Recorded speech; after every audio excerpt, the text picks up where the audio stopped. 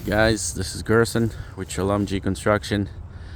Just initiating the video by asking you guys, please don't forget to thumbs up and to subscribe. That helps a lot, with viewers and helps out my channel. Just sharing with you guys the forms in this project.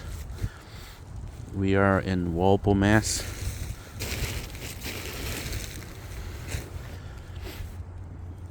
That's how it's done.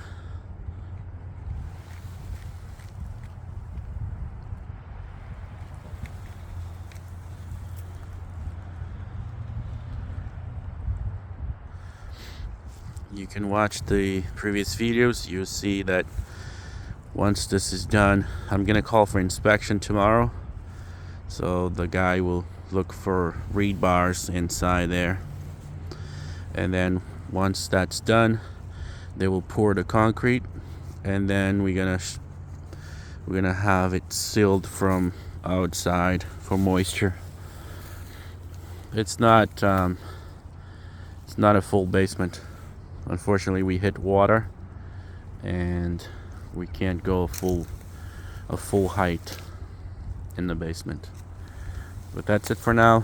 Thanks for watching, and I'll keep you guys posted. Thanks.